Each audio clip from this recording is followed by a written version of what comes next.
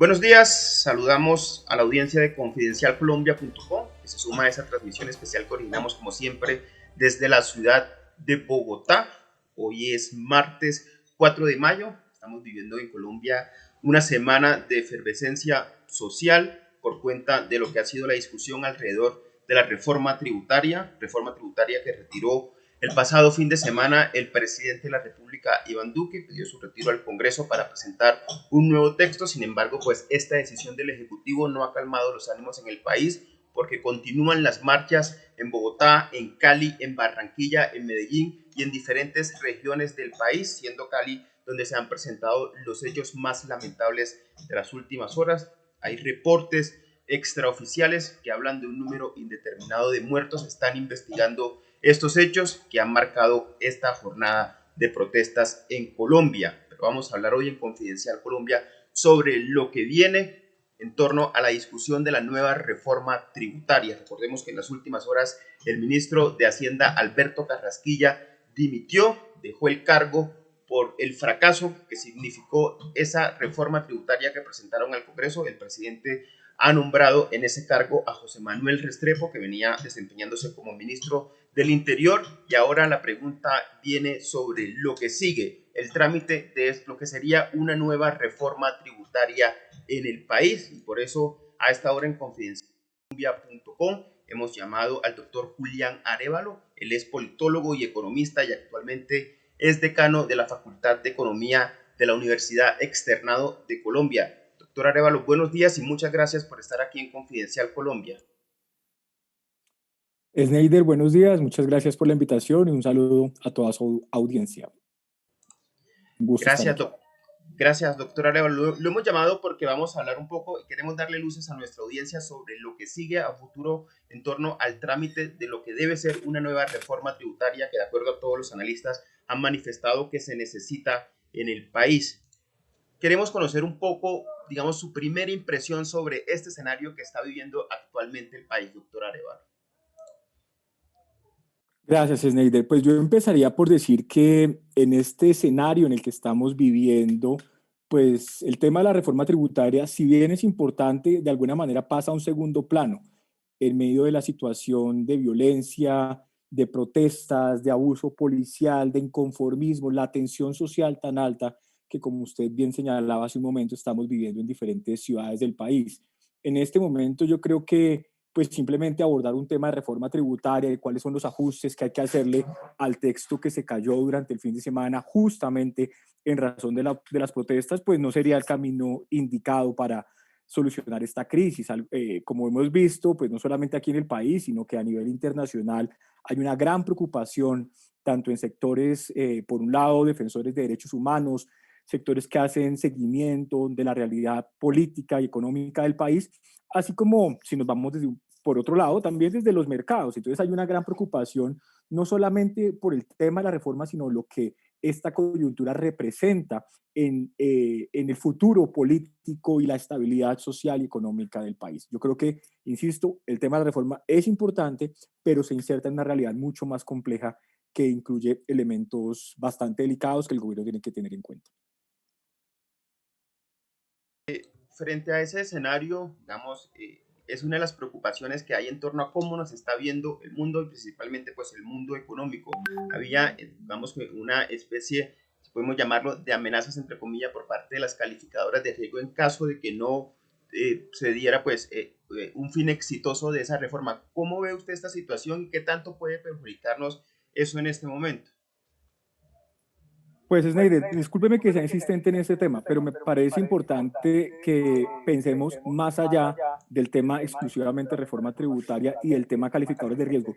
Justamente lo que estamos viendo en este momento es resultado del afán del gobierno de concentrarse en temas como las calificadoras de riesgo y cómo nos ven los mercados internacionales. Desde luego, y pues eso es parte de lo que hacemos en una facultad de economía, preocuparnos por la realidad económica del país y por cómo nos insertamos en los mercados, cómo podemos ser más atractivos y demás, pero una visión comprensiva y una visión holística, podríamos llamar, desde las ciencias sociales y como ciudadanos que somos, pues tiene que reconocer que hay muchos otros problemas en este país que por no considerarlos y solamente por irnos por una aproximación netamente tributarista, podríamos llamarlo, netamente fiscal y netamente técnica, como fue el manejo de la reforma tributaria, desconocimos una cantidad de variables que son fundamentales en una sociedad.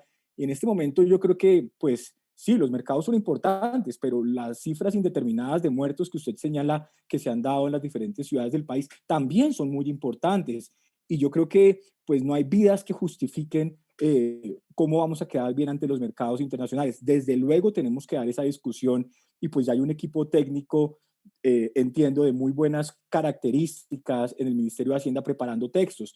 Pero si desde el gobierno, desde el Ministerio de Defensa, desde el presidente mismo, no se mandan los mensajes en la dirección correcta, en términos de entender lo que está pasando en esta sociedad, en términos de que el presidente salga de su estudio de grabación y se conecte con los sectores que en este momento están reclamando justicia por lo que han sido, por ejemplo, los abusos de la policía, que se sintonice con las comunidades a lo largo del país que están pidiendo que no se retomen las fumigaciones con glifosato. Sectores como todos que estábamos bastante inconformes con el manejo que el gobierno le ha dado a la pandemia y cómo sí es posible que muchos otros países ya han vacunado un porcentaje muy importante de su población y aquí estamos todavía crudos, pues nos centremos, en lugar de dar todas esas discusiones y conectarnos con esa realidad del país, nos centremos en una dimensión que, insisto, es muy importante, pero no es la única dimensión que en este momento le preocupa al pueblo colombiano. Sí, doctor Arevalo, quiero preguntarle, digamos, en el escenario en el que nos encontramos, posiblemente pues el diálogo y la discusión civilizada va a ser el camino. En ese sentido, quiero preguntarle cuál sería ese escenario propicio y cuáles serían esos puntos del diálogo que se deben tener en cuenta, más allá de lo que usted nos está pues mencionando de la coyuntura actual, que es el tema que está sobre la mesa, la reforma tributaria. ¿Cuáles serían esos puntos claves que se deben tener en cuenta en un gran diálogo nacional que se debe abrir y es lo que muchos sectores políticos están pidiendo en este momento? Claro que sí, Snyder. Pues por un lado, yo diría, antes de entrar en los puntos, creo que el ingrediente más adecuado es como acordar algunos principios fundamentales sobre los que debería generar ese diálogo y que eso nos permita hablar de los puntos y ya entramos en materia directamente sobre esos puntos.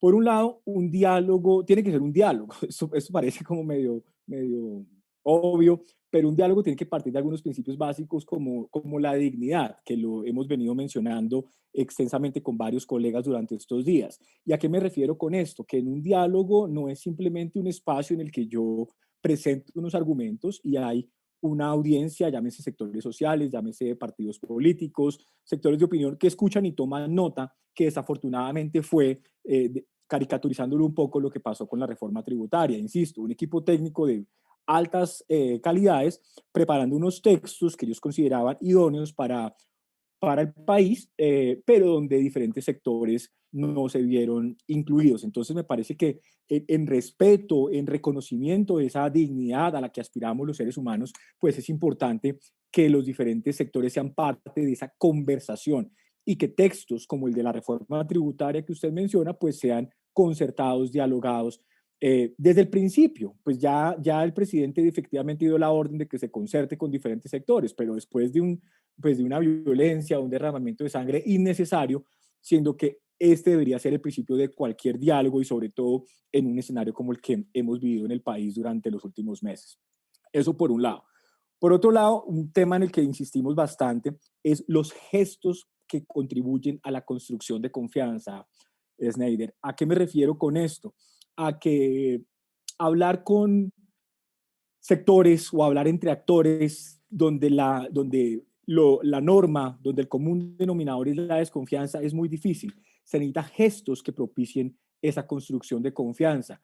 Eh, pues justamente, por ejemplo, somos conscientes de una situación económica muy difícil. Los diferentes sectores económicos y sociales del país son conscientes de esta situación y el gobierno, por ejemplo, hace unos anuncios sin mucha explicación, sin mucho detalle, sobre la compra de unos aviones hace un par de semanas. Pues eso desde luego destruye la confianza. O sea, usted no le puede decir a un país, estamos en una situación económica difícil, necesitamos recursos, a todos nos toca apretarnos el cinturón y sin mayores explicaciones se anuncia esta compra de los aviones. En buena hora, el ministro entrante acaba de hacer el anuncio de la suspensión de esa compra de los aviones. Entonces, así como eso, necesitamos múltiples hechos que contribuyan a la construcción de confianza. Mencioné hace un momento el tema de la fumigación, pero también mencionemos un tema que es muy importante, lo que han sido los abusos de la policía en días recientes y en las protestas pasadas, en agosto, septiembre del año pasado, así como antes de la pandemia.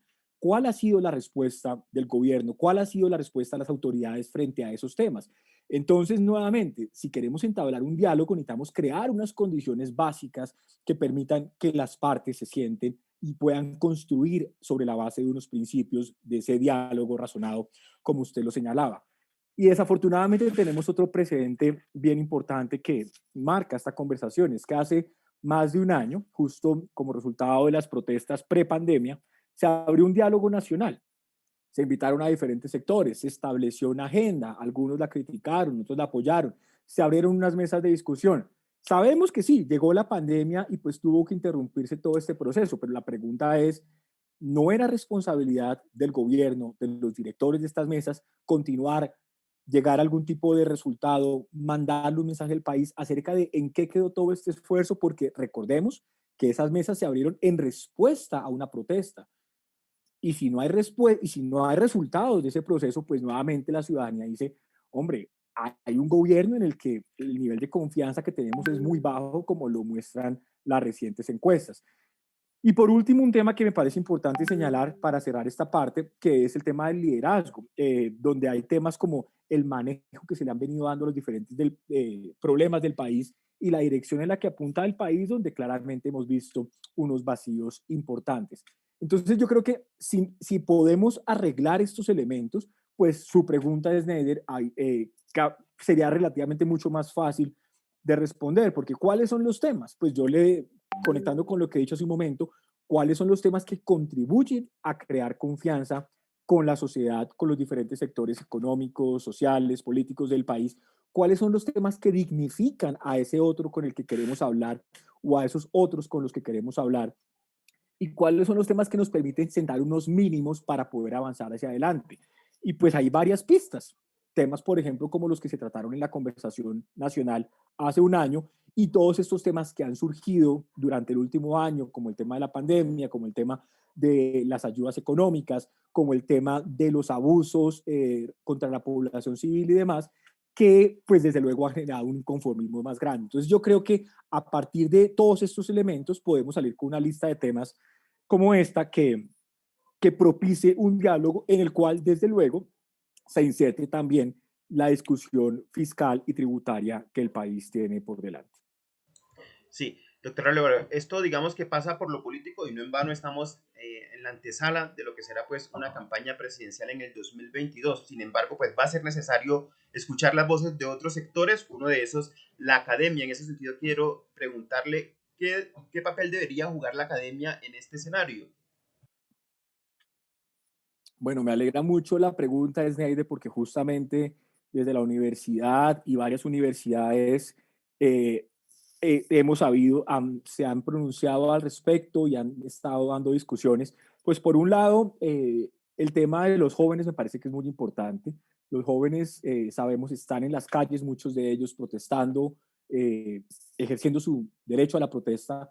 Otros no, otros están en sus casas, tomando clases virtuales, pero sufriendo al ver todo lo que está pasando en el país, independientemente de la posición política. Unos sufren por unas cosas, otros por otras, pero hay un malestar general, unos problemas de concentración, una frustración muy grande porque pues igual estamos en pandemia y con todo este malestar tan grande. Entonces, por un lado, una preocupación hacia ese sector de la población que es prioritario y es una preocupación que no es nada menospreciable. Y en esa misma dirección, pues todo lo que tenga que ver con permisos, flexibilización para que la gente pueda manifestarse, como digo, desde las diferentes modalidades y pueda lidiar con esta situación que es tan compleja para todos. Ese es un elemento que me parece muy importante y como lo mencioné hace un momento, pues celebro que varias universidades y nosotros mismos en el externado hemos adoptado esa posición. Pero el papel de la universidad va mucho más allá. Desde luego, espacios de debate. Mañana en el externado tenemos un espacio muy importante con todas las facultades y mirando la situación actual desde diferentes perspectivas. Pues temas como los que usted señala, desde luego, temas tributarios, pero también preocupaciones como la crisis social que estamos viviendo en el país en este momento, la mirada de los empresarios, la mirada del sector social, la reforma fiscal, el proyecto que fue retirado y cómo podemos avanzar en todas estas discusiones. Entonces, me parece que como lo hemos venido haciendo, pues la labor de ser, la razón de ser y la labor a cumplir en este momento de la academia es brindar mejores herramientas para el debate informado, que la ciudadanía, en lugar de las fake news y todas estas cadenas de WhatsApp y en redes sociales que tienden a desinformar muchas de ellas, pues podamos brindar elementos para un debate serio, informado, basado desde luego en posiciones diferentes, en miradas diferentes. De eso se trata la vida en democracia, pero que sea un debate informado y no, como en muchas ocasiones desafortunadamente ha pasado en el país, pues presta de desinformación y de malas intenciones para capitalizarlas políticamente. Sí, doctor Arevalo, dos últimas, teniendo en cuenta su perfil, uno desde la ciencia política y otro desde la economía. Y desde la ciencia política quiero preguntarle su opinión frente a los pronunciamientos que se han producido en la mañana de este martes de diferentes sectores de la comunidad internacional. Lo hizo la Oficina de Derechos Humanos de la ONU en Ginebra, la Unión Europea y en el Congreso de Estados Unidos. Ya se han escuchado voces que hacen un llamado a que pare todo lo que está pasando en Colombia. ¿Qué tanto puede golpear esto, digamos, qué tanto puede golpear esto más, pues, digamos, el gobierno del presidente Duque, digamos que tiene unos cuestionamientos serios hacia afuera con relación al tema de los derechos humanos, pero esta situación que se ha vivido en los últimos días en Colombia, ¿qué tanto puede golpear al gobierno?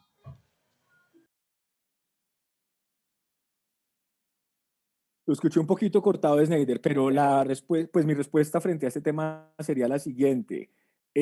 Frente a la comunidad internacional, el gobierno ha tenido una relación que ha sido difícil, diría yo, y en este caso no creo que sea muy diferente.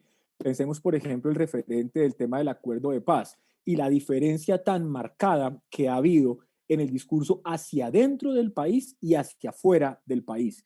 Hacia adentro, pues hemos visto mensajes contradictorios, unos funcionarios muy comprometidos con la implementación del acuerdo, otros claramente en contra de la implementación del acuerdo, múltiples voces y como cierto desorden pues que ha marcado el tema de la implementación de los acuerdos de paz en Colombia. Sin embargo, frente a la comunidad internacional, el gobierno ha hecho un esfuerzo por mostrarse como el más comprometido con una iniciativa que desde luego es reconocida en todo el mundo, que es un referente para todo el mundo y que de alguna forma se ha convertido en la esperanza para la comunidad internacional en términos de lo que podrían ser los esfuerzos de paz. Entonces, el gobierno ha tenido ese discurso mixto donde hay un mensaje para el país y hay un mensaje diferente para la comunidad internacional.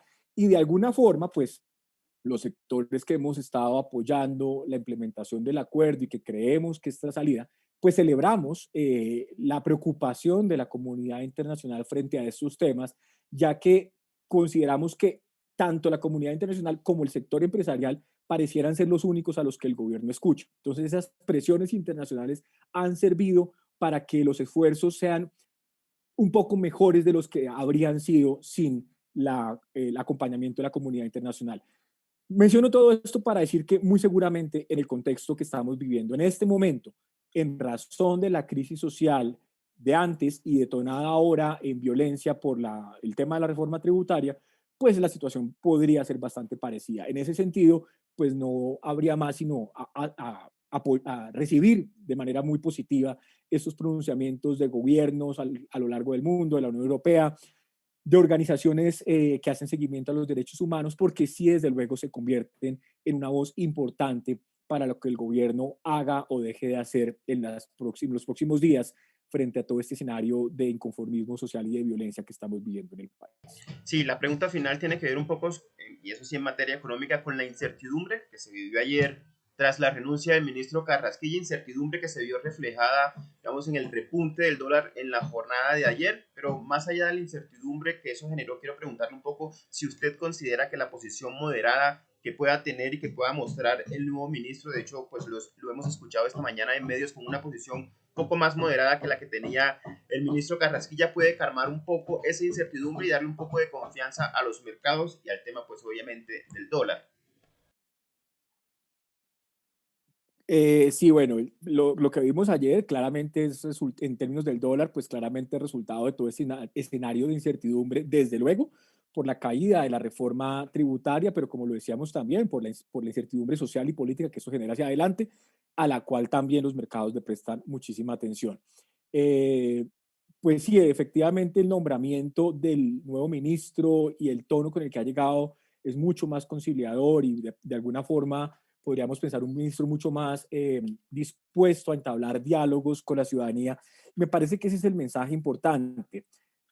Dicho eso, no cayó muy bien que fuera un enroque, ¿no? Porque justamente una crisis como esta lo que invita es a escuchar voces diferentes. Entonces, que el que era ministro de Comercio pase a Hacienda y el que era viceministro de Hacienda pase a ser ministro de Comercio, pues no es justamente una buena señal. Hablamos un momento de las señales que generan confianza. Esta no es la mejor señal que contribuya a generar confianza en la ciudadanía frente a un tema como esto, pero desde luego si el estilo y la apertura a escuchar voces diferentes, a entablar un diálogo, a generar confianza, a respetar la dignidad de los diferentes sectores que se han visto involucrados, es la del ministro actual, que todavía pues es muy pronto para decirlo, pues esto desde luego contribuiría a superar la situación actual en la que estamos viendo. Por ahora, pues no sé cómo llamarlo, pero una prudencia hasta que los hechos nos muestren en qué dirección va este ministro, desafortunadamente, como digo, con un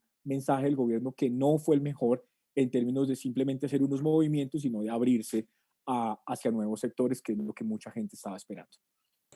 Pues doctor Julián Arévalo, decano de la Facultad de Economía de la Universidad Externado de Colombia, muchas gracias por estar aquí en confidencialcolombia.com y darle luces a nuestra audiencia sobre el panorama actual que está viviendo el país y cómo el diálogo puede convertirse pues, en una salida a este tema tan complejo que estamos viviendo en materia social y política hoy en Colombia.